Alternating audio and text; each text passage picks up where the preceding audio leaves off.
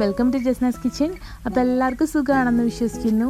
അപ്പോൾ ഞാനിന്ന് ചെയ്യാൻ പോകുന്ന റെസ്റ്റോറൻറ്റ് സ്റ്റൈലിലുള്ള ഒരു മീൻ കറിയാണ്. അപ്പോൾ ഇത് നിങ്ങൾക്ക് തീർച്ചയായിട്ടും ഇഷ്ടപ്പെടും, കാരണം നല്ല ടേസ്റ്റാണ്. നമ്മൾ തേങ്ങാപ്പാലും വെളിച്ചെണ്ണയൊക്കെ ഉപയോഗിച്ചാണ് ഇത് ചെയ്തെടുക്കുന്നത്. അപ്പോൾ നിങ്ങൾ വീഡിയോ ഫുള്ള് കാണുക. നമുക്ക് നേരെ റെസിപ്പിയിലേക്ക് പോവാം. അപ്പോൾ അതിന് വേണ്ടിയിട്ട് ഞാനിവിടെ ഒരു പാനിലേക്ക് ഒരു 3 ടേബിൾ സ്പൂൺ അളവിൽ വെളിച്ചെണ്ണ ചേർത്ത് കൊടുക്കുകയാണ്. ഇനി നമുക്കിതിലേക്ക് ചെറുതായി മുറിച്ച സവോള ചേർത്ത് കൊടുക്കുക. അപ്പോൾ അത് നിങ്ങൾക്ക് എത്ര ഗ്രേവി വേണമെന്ന് വെച്ചാൽ അതിനനുസരിച്ച് ചേർത്ത് കൊടുത്തോളാം കേട്ടോ.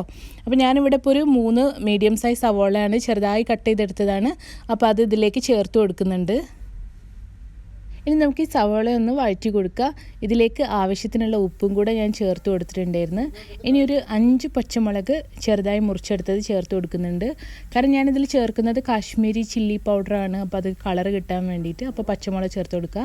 അതോടൊപ്പം തന്നെ ഒരു ടേബിൾ സ്പൂൺ ഇഞ്ചി വെളുത്തുള്ളി പേസ്റ്റും കൂടെ ചേർത്ത് കൊടുത്തിട്ടുണ്ട്. അപ്പോൾ ഇത് നന്നായിട്ടൊന്ന് വഴറ്റിയെടുക്കുക കേട്ടോ. ഇതിലേക്ക് കുറച്ച് കറിവേപ്പില ചേർത്ത് കൊടുക്കുക. ഒരു 2 മീഡിയം സൈസ് തക്കാളി ചെറുതായി മുറിച്ചതും കൂടെ ചേർത്ത് കൊടുത്തിട്ടുണ്ട്. അപ്പോൾ ഇനി ഇത് നന്നായിട്ടൊന്ന് വഴറ്റിയെടുക്കണം.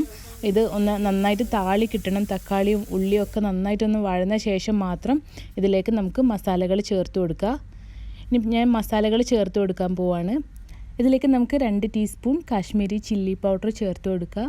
അപ്പോൾ ഇത് കളറിന് വേണ്ടിയാട്ടോ കാശ്മീരി ചില്ലി പൗഡർ ചേർക്കുന്നത്.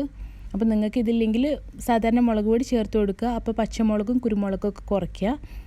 ഇനി ഞാനിതിലേക്ക് ഒരു ടേബിൾ സ്പൂൺ കുരുമുളക് പൊടി ചേർത്ത് കൊടുക്കുകയാണ്.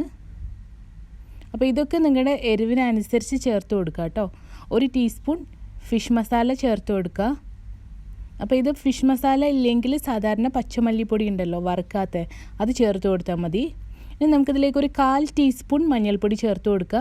മഞ്ഞൾപ്പൊടി വളരെ കുറച്ച് മാത്രം ചേർത്താൽ മതി കേട്ടോ, കാരണം നമുക്കിതിന് റെഡ് കളറാണ് കിട്ടേണ്ടത്. അപ്പോൾ അതുകൊണ്ട് തന്നെ മഞ്ഞൾപ്പൊടി കുറച്ച് മാത്രം ചേർത്ത് കൊടുക്കുക. ഇനി ഇതെല്ലാം കൂടെ നന്നായിട്ടൊന്ന് വഴറ്റിയെടുക്കണം. ഈ മസാലയുടെ പച്ചമണമൊക്കെ മാറട്ടെ. അപ്പോഴേക്കും ഞാനൊരു കാര്യം പറയാം. എൻ്റെ ചാനൽ ആദ്യമായിട്ട് കാണുന്നവരാണെങ്കിൽ താഴെ കാണുന്ന റെഡ് ബട്ടൺ ഒന്ന് ക്ലിക്ക് ചെയ്ത് സബ്സ്ക്രൈബ് ചെയ്യാം കേട്ടോ. അതോടൊപ്പമുള്ള ബെല്ലൈക്കൺ കൂടെ പ്രസ് ചെയ്താൽ അതിൽ ഓൾ എന്നുള്ള ഓപ്ഷൻ കൂടെ ക്ലിക്ക് ചെയ്താൽ നിങ്ങൾക്ക് ഞാനിടുന്ന വീഡിയോസിൻ്റെ എല്ലാം നോട്ടിഫിക്കേഷനും കിട്ടുന്നതാണ്. അപ്പോൾ ഞാനിതിലേക്ക് കുറച്ച് ചൂടുവെള്ളം ഒഴിച്ചു കൊടുക്കുന്നുണ്ട്. ഒരുപാടൊന്നും ചേർക്കേണ്ട, ഒരു 1/2 കപ്പ് അളവിൽ മാത്രമാണ് ചേർത്ത് കൊടുത്തത്. അപ്പോൾ ഈ മസാലയൊക്കെ നന്നായിട്ടൊന്ന് മിക്സ് ചെയ്ത് എടുക്കാൻ വേണ്ടിയാണ്. അപ്പോൾ ഇതിൽ ഉപ്പും പുളിയൊക്കെ ആവശ്യത്തിന് ഉണ്ടോ എന്നുള്ളത് ചെക്ക് ചെയ്യുക. അതിനുശേഷം മാത്രം ഇതിലേക്ക് മീൻ ചേർത്ത് കൊടുത്താൽ മതി. അപ്പോൾ ഇതിൽ പുളി കുറച്ച് കുറവായിരുന്നു. അപ്പോൾ ഇനി ഞാൻ തക്കാളിയൊന്നും ഇടുന്നില്ല. ഇതിലേക്ക് ഒരു 1/2 ടേബിൾ സ്പൂൺ അളവിൽ ലെമൺ ജ്യൂസ് ഒഴിച്ചു കൊടുക്കുക. അപ്പോൾ എൻ്റെ അടുത്ത് ഇപ്പോൾ ഫ്രഷ് ലെമൺ ഇല്ലാത്തതുകൊണ്ട് ഞാനിവിടെ വാങ്ങി വെച്ച ലെമൺ ജ്യൂസ് ഉണ്ട്. നമുക്ക് ബോട്ടിൽ അങ്ങനെ വാങ്ങിക്കാൻ കിട്ടുന്നതാണ്. അപ്പോൾ അതാണ് ഒഴിച്ചു കൊടുത്തത്. ഒരു ടേബിൾ സ്പൂൺ അളവിൽ ചേർത്ത് കൊടുത്താൽ മതി. അപ്പോൾ ഇത് നന്നായിട്ടൊന്ന് മിക്സ് ചെയ്ത് കൊടുക്കുക. ഇതിലേക്ക് കുറച്ച് ഉപ്പിൻ്റെ കുറവുണ്ടായിരുന്നു, അതും കൂടെ ഞാൻ ചേർത്ത് കൊടുത്തിട്ടുണ്ട്. ഇനി ഞാനിതിലേക്ക് മീൻ ചേർത്ത് കൊടുക്കുകയാണ്. അപ്പോൾ ഞാനിപ്പോൾ ഇവിടെ എടുത്തത് കട്ടിയുള്ള മീനാണ്, പൂമീനാണ് എടുത്തത്. അപ്പോൾ നിങ്ങൾക്ക് അയിലാണെങ്കിലും മത്തിയാണെങ്കിലും എന്ത് മീനാണെങ്കിലും ഇതുപോലെ ചെയ്തെടുക്കാം കേട്ടോ. നല്ല ടേസ്റ്റാണ്. ഇതിൻ്റെ ഗ്രേവിക്ക് തന്നെ ഒരു പ്രത്യേക ടേസ്റ്റ് ഉണ്ട്. അപ്പോൾ ഈ മീനൊക്കെ ചേർത്ത് കൊടുത്ത ശേഷം ഈ മസാലയൊക്കെ ഒന്ന് മേലെ കോരിയിടുക. ഇതൊന്ന് തിളച്ച് വരുന്ന സമയത്ത് നമുക്കിതിലേക്ക് ഒരു ടേബിൾ സ്പൂണും കൂടെ വെളിച്ചെണ്ണ ചേർത്ത് കൊടുക്കണം. അപ്പോൾ ഈ മീനൊന്ന് നമുക്ക് ചെറുതായിട്ട് മറിച്ചിട്ട് കൊടുക്കുക. ഇതിൻ്റെ താഴ്ഭാഗത്തും ഒന്ന് വെന്ത് കിട്ടാൻ വേണ്ടിയാണ്. ഇനി 2 സെക്കൻഡ് ഞാൻ അടച്ചു വെച്ചൊന്ന് കുക്ക് ചെയ്തിട്ടുണ്ടായിരുന്നു. അപ്പോഴേക്കും ഇതിൻ്റെ എണ്ണയൊക്കെ മേലെ തെളിഞ്ഞ് വന്നിട്ടുണ്ട്. ഇനി ഞാനിതിലേക്ക് 1 കപ്പ് നല്ല കട്ടിയുള്ള തേങ്ങാപ്പാൽ ചേർത്ത് കൊടുക്കുകയാണ്. അപ്പോൾ ഈ മാഗിയുടെ തേങ്ങാപ്പാലിൻ്റെ പൗഡർ ഞാനൊരു 3 ടേബിൾ സ്പൂൺ എടുത്തിട്ട് 1 കപ്പ് വെള്ളത്തിൽ കലക്കിയെടുത്തതാണ്. അപ്പോൾ നല്ല തിക്കായിട്ടുള്ള തേങ്ങാപ്പാൽ തന്നെ നമുക്ക് കിട്ടും. അപ്പോൾ ഇതൊന്ന് മീനൊന്ന് ഇളക്കി ഇട്ട് കൊടുക്കുക. അപ്പോൾ ഇതൊക്കെ മീൻ നന്നായിട്ട് കുക്കാവുന്ന മുൻപ് തന്നെ ചെയ്യാം കേട്ടോ. അപ്പോഴേ നമുക്ക് മീൻ പൊടിഞ്ഞു പോകാതെ കിട്ടുള്ളൂ.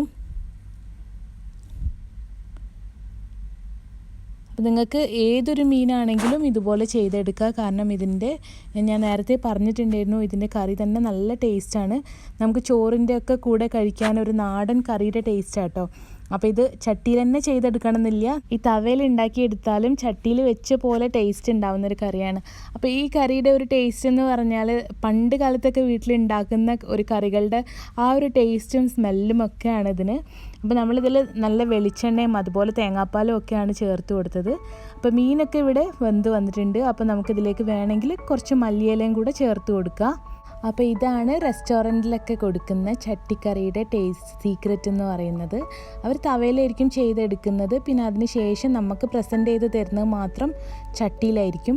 അപ്പോൾ ഇതുപോലെ നിങ്ങളും ട്രൈ ചെയ്ത് നോക്കുക, എന്തായാലും ഇത് ഇഷ്ടപ്പെടും, അത്ര നല്ല ടേസ്റ്റാണ്. ഈ മീനൊന്നും കഴിക്കണം എന്നില്ല, ഈ കറി തന്നെ കഴിച്ചാൽ നല്ല ടേസ്റ്റാണ്. നമുക്കിതിലേക്ക് കുറച്ച് കറിവേപ്പിലയും കൂടെ ചേർത്ത് കൊടുത്ത് ഒന്ന് ഓഫ് ചെയ്തെടുക്കാം. തീയിപ്പോൾ ഞാൻ മാറ്റി വെച്ചിട്ടുണ്ട്. ഇനി ഇത് നമുക്ക് ചൂടോട് കൂടി തന്നെ സെർവ് ചെയ്യാം.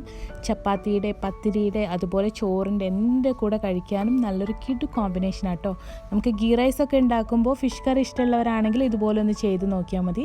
പക്ഷേ എനിക്കിത് കൂടുതൽ ഇഷ്ടമായത് നമ്മുടെ സാദാ ചോറിൻ്റെ കൂടെ ആട്ടോ. അപ്പോൾ നിങ്ങൾക്ക് ഇഷ്ടമായിട്ടുണ്ടെങ്കിൽ ലൈക്ക് ചെയ്യാനും ഷെയർ ചെയ്യാനും കമൻറ്റ് ചെയ്യാനും മറക്കരുത്. പുതിയൊരു വീഡിയോ ആയിട്ട് ഞാൻ വീണ്ടും വരുന്നതാണ്. അതുവരേക്കും bye bye. Thank you for watching Jasna's kitchen.